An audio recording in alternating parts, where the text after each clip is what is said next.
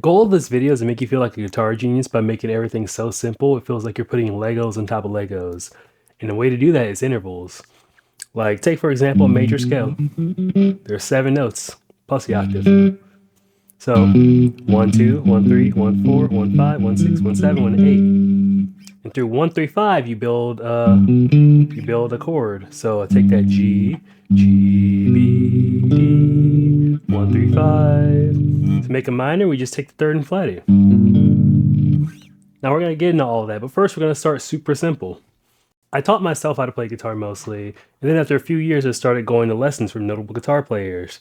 And a lot of them said they thought in intervals, and I'm like, that's not a scale that's gonna make me play everything and have it sound better. I thought they would teach me a scale that just like make all my improvising sound good. Nope. They were saying intervals. I downloaded the solo app made by Tom Quayle, and basically it like shows you chords, and then it has you outline the intervallic functions of the chord. So A major 7, it has you play an A major 7 arpeggio like. And at first I had no clue. Oh, that's staticky.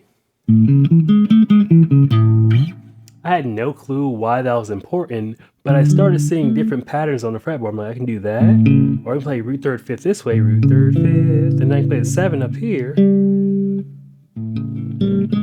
Whoa. That's a dominant 7. It's basically just getting you to visualize the fretboard. So let's start super simple, like I said, because that stuff's a little bit advanced. So I have my little screen recording here. I'll be referencing my notes so I don't start yapping. A second is the first interval. So let's take the major scale. If you don't know your major and minor scales, or you don't know the notes on the fretboard, you should go watch my last video on fretboard fluency. That'll teach you all that really simply and make it so that all this stuff makes sense and doesn't sound like gibberish. So the first interval is a second. It's just 2 half steps. A half step is just a fret. And then a third. That's 4 half steps. And then a fourth is just 1 half step above a third. And a fifth. Whoop. So a fourth is going 1 string to the other. And then a fifth. That's going over 1 string and up 2 frets. Or 2 half steps above a fourth. And interesting thing I want to mention here is when I learned bass, I learned the root 5th octave pattern, which is do that 5th and go 1 string over and you have an octave.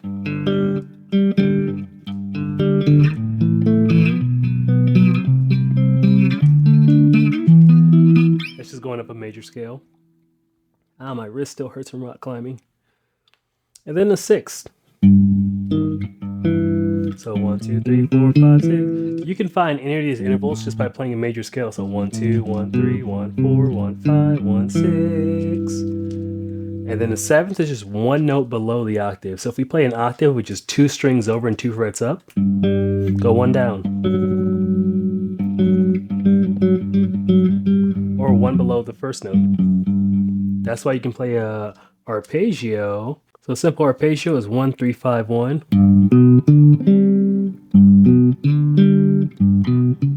Ouch. And then we have the 7th arpeggio starting 1 note below the 1.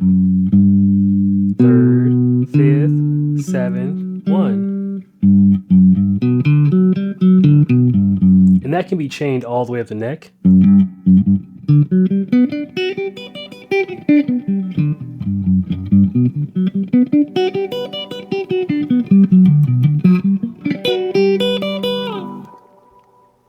Baby steps, I'm sorry. So cool, we unlocked the major scale and we unlocked the major arpeggio.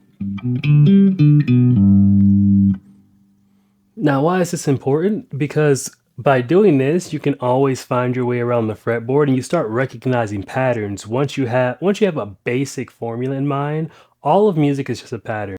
Since all of music is a pattern, you have 12 notes in total. 12 notes in all of music, all of contemporary music at least, in the West. Well, a scale is just 7 of those notes. So 5 you just throw away, and 7. 6, 7, octave. It's gonna be the same anywhere. No matter what note you start on, a major scale is always gonna be the same pattern. Whole, whole, half, whole, whole, whole, half. Whole step is 2 frets, half step is 1 fret. Whole.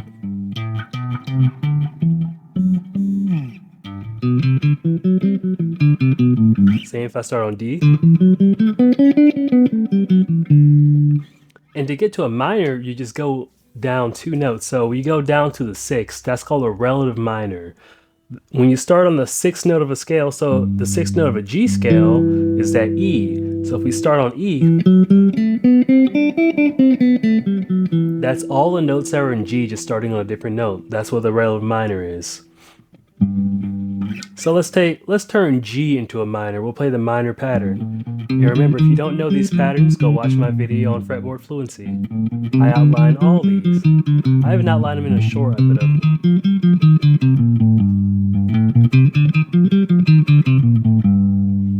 So that first is still the same. It's a the minor second's just going up 1 step, but that's not in the scale we're playing right now. So that first interval is just a regular second. And then you go up to a third, a minor third. The 4th stays the same. And there's no such thing as a minor 4th because 1 step below the 4th, where a minor would usually be, is a 3rd. There's only a half step between a 3rd and 4th, and a half step between a 7th and 1st. Those are where the half steps are. Everything else is a whole step in these scales.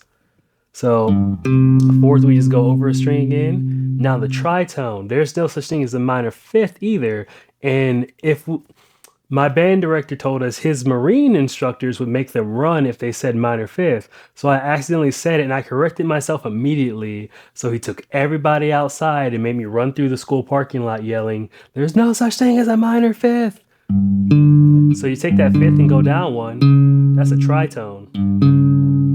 If you go up a tritone from a 5th, you're back at the octave.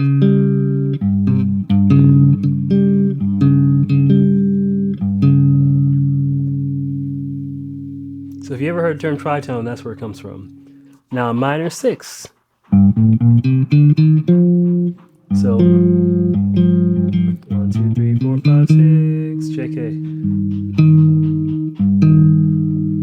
That's a little bit of a stretch, but not too bad. It's just 4 frets. Now if we go a 7th, that's just 2 strings over. That's a dominant 7, means flat.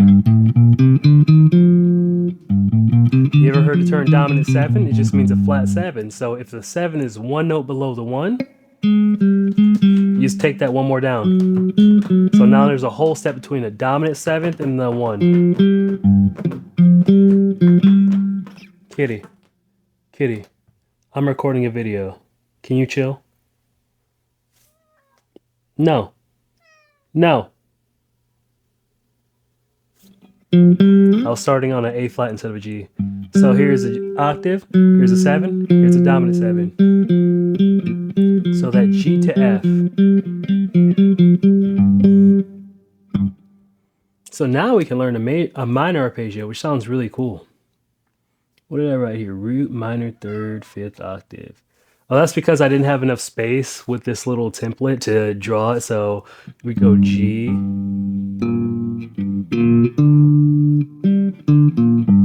So G, E flat, D. So the root, 5th, and octave are the same as a regular one. We're just taking that 3rd and moving it 1 fret down.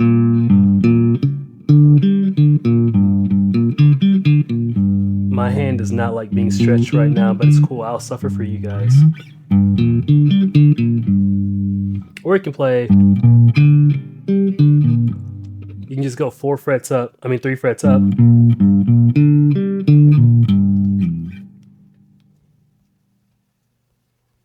Alright, so what do we have now? And we have the minor 7th arpeggio. So like I said, if a 7's 1 below the root of dominant 7 or minor 7 is 2 frets below. So if we start it on the 7th, we go.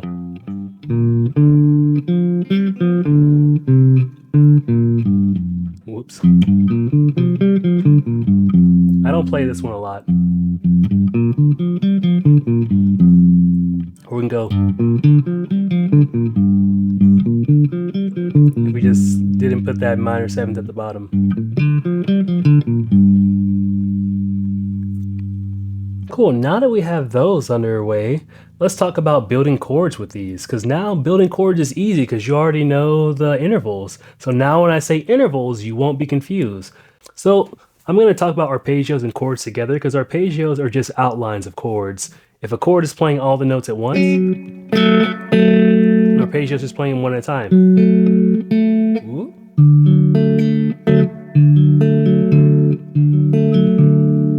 So that'd be playing an arpeggio in a regular chord shape. But the way I taught you it is. That's because if we move up a scale, like I said, it's whole, whole, whole, half, whole, whole, whole, half. So if we move up a scale, let's play. I already showed you what a major and minor arpeggio looks like. I'm going to play them together and you can see why this comes in really handy. So I'm going to play G, which is a major arpeggio. Now the 2 is A, that's a minor arpeggio. I'll omit the 7s for now. If you watch my fretboard fluency video, I showed you why these are... Wait, did I? Hold on, give me a second. Gotta think to myself. I did outline the major. I outlined the major minor differences. I haven't gone over my PDF of music theory in a little bit, but I'll try to link that in description. We're gonna start on the 1, G, which is a major arpeggio. A is a minor arpeggio. B, the 3rd, is another minor arpeggio. And then the 4 is a major arpeggio. 5's a major arpeggio. 6 a minor arpeggio. 7's a diminished arpeggio, which is...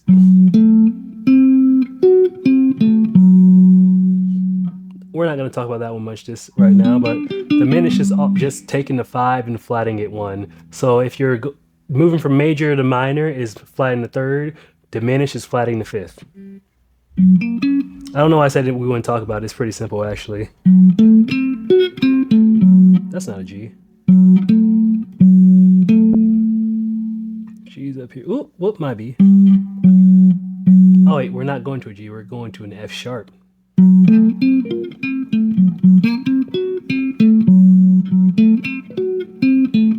don't like that one very much. Or we can go. It's probably simpler.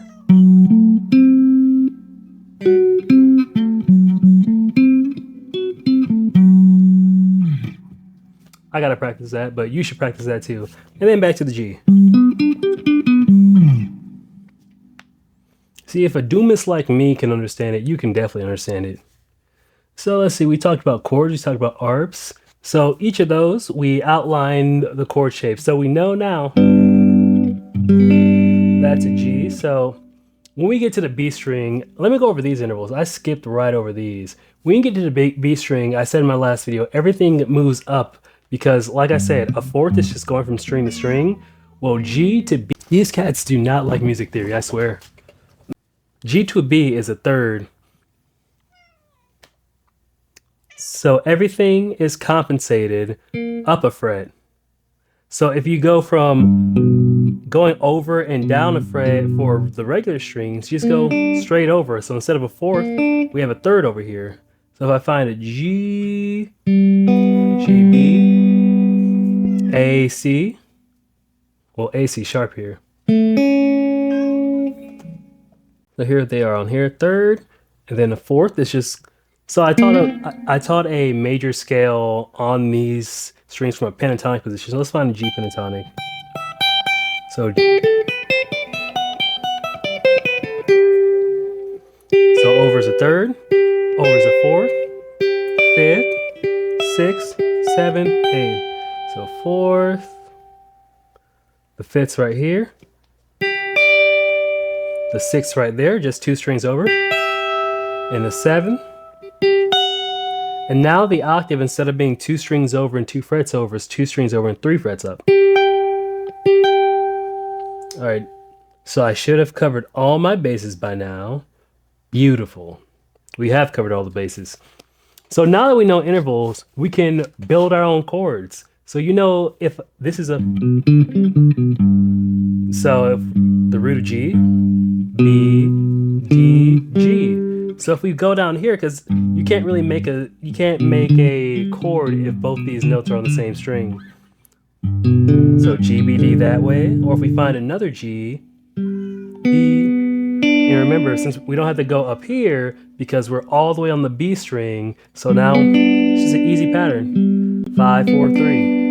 And this is a good place to talk about extensions. So you might have seen 9s, 11s, 13s. Those are just the same chord. Taking a 9 is just a second, but an octave up. 11 is a fourth, but an octave up. And a 13 is a sixth, but an octave up. So G to A is a second. So if we play an octave and then play the A up here, that's a 9. So let's play a G chord. G, B, D. Add on the pinky, that A. Now we're playing a 9.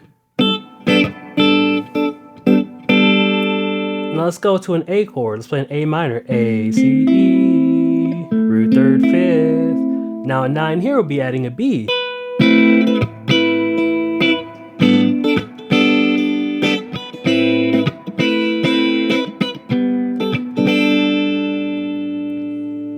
Yeah, I'll draw this so you guys can. So G, B, D. That's starting on the 5th fret. So this is the 5th fret.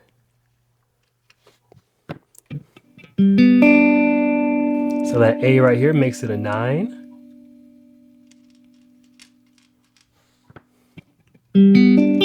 G.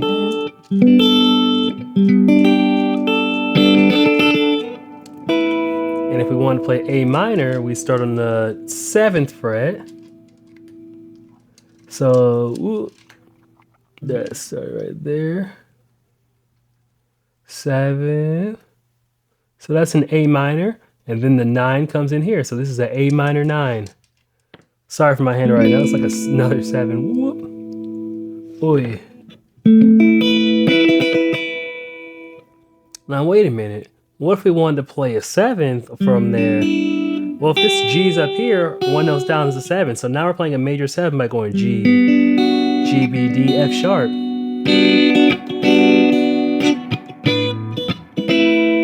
Let's do a little bit of, now these arpeggio, we talk about arpeggios, there's stuff like sweeping. So if I took my pick and just went like this, you know, this is a sweeping exercise I learned from Justice West in his pickup masterclass.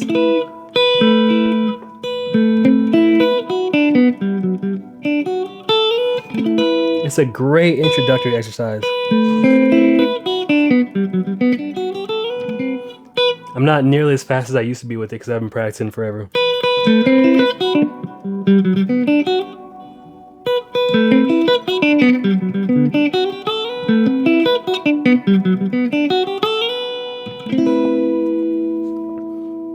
So we got 9. The 11th is a 4th. So if we play G, B, D, what's the 4th of G?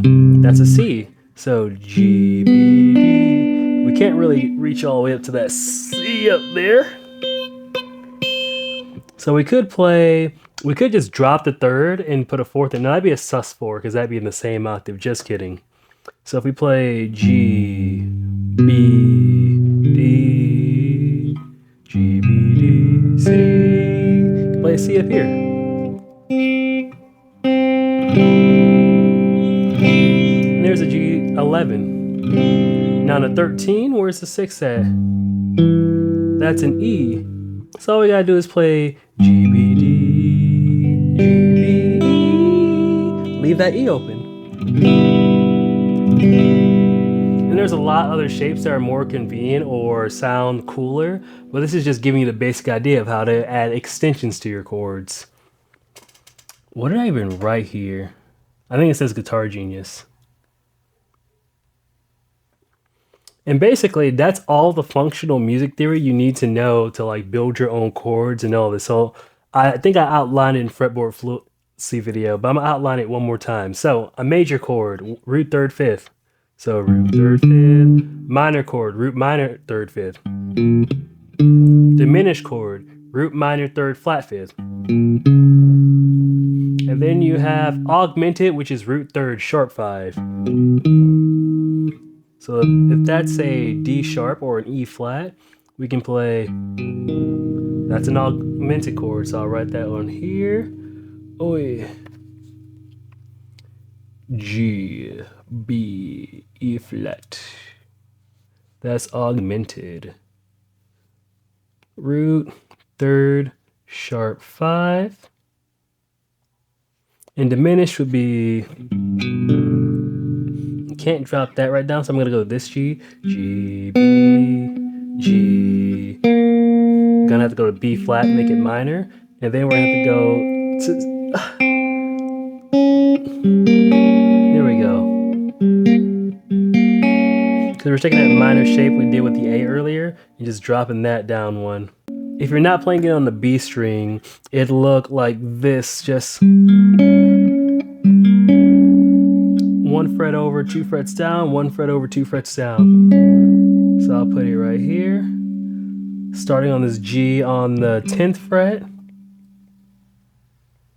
G, B flat. Oh wait, we're running out of space here, so we're gonna say right here, up here is the 6th fret. Let's pretend there's a fret there.